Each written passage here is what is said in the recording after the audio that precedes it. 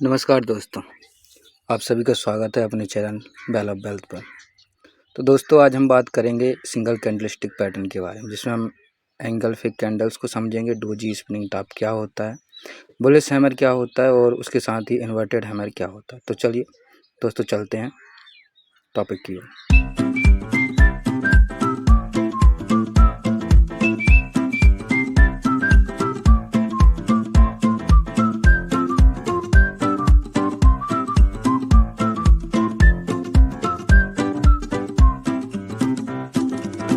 दोस्तों यदि हम कैंडल्स की बात करें तो एक नॉर्मल कैंडल में उस कैंडल्स का ओपन, हाई एवं लो तथा क्लोज होता है। जो आपको ग्रीन कलर या फिर रेड कलर में जो दिख रही होगी इमेज में, उसको हम उस कैंडल्स की रियल बॉडी बोलते हैं। और जो ऊपर की तरफ जो टेल दिख रही होगी उसको हम उसकी टेल या बिक ही बोलते हैं।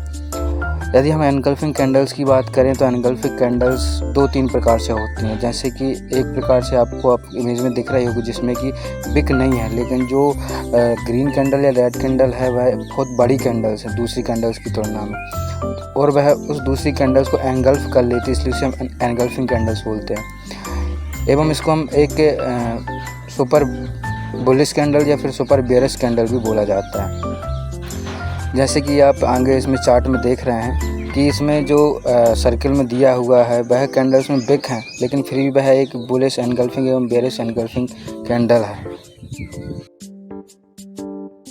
दोस्तों हम डोजी की बात करते हैं। डोजी बेसिकली 5 प्रकार की होती है, जिसमें हम पहली डोजी स्टैंडर्ड डोजी की बात करेंगे। इस डोजी में अपर लेग और लोअर लेग जो रहती हैं, अपर बिक और लोअर बिक, वह सेम लंबाई की रहती हैं, और जो प्राइस रहता है उसके बीच में रहता है कैंडल के, और एक ही पॉइंट पे रहता है, इसलिए हम उसे स्टैंडर्ड डोजी बोलते हैं। और दूसरी डोजी लॉन्ग लेग्ड डोजी जिसे बोलते हैं, जिसमें कि प्राइस नीचे की तरफ ज़्यादा मूव होता है और ऊपर की तरफ कम मूव होता है, जिससे कि नीचे की जो टेल होती है वह लंबी हो जाती है और ऊपर की जो टेल होती है वह कम लंबाई की होती है। और जो प्राइस रहता है जहाँ पे ओपन हुआ था वहीं पे क्लोज होता है, इसलिए उसे हम लॉन्ग लेग्ड डोजी बोलते हैं। इसी तरह ड्रैगन फ्लाई डोजी होती है। ड्रैगन फ्लाई डोजी में क्या होता है कि प्राइस नीचे की तरफ आता है, लेकिन जहाँ पर ओपन हुआ था वहाँ से ऊपर नहीं जाता है, और जहाँ पर ओपन हुआ था वहाँ पर क्लोज हो जाता है, तो उसमें नीचे की तरफ एक ही बिक होती है, तो उसे हम ड्रैगन फ्लाई डोजी बोलते हैं। इसी तरह ग्रेवस्टोन डोजी होती है, जो कि बिल्कुल इसके इन्वर्स होती है।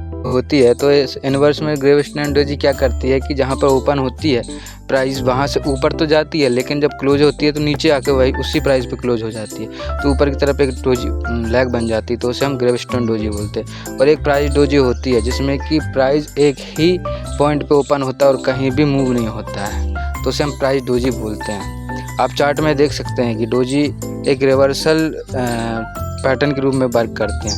इसके बाद में हमारा स्पिनिंग टॉप आता है। तो स्पिनिंग टॉप में हम क्या देखते हैं कि जो प्राइस रहती है जहाँ पे ओपन होती है उसके मात्र थोड़े से ऊपर या नीचे जाके क्लोज हो जाती है, उसे हम डोजी बोलते हैं। वह एक इंडिसीजन कैंडल्स होती है। इसके बाद में हमारा बुलिश हैमर या हैंगिंग मैन आता है। तो बुलिश हैमर क्या होता है कि प्राइस जहाँ से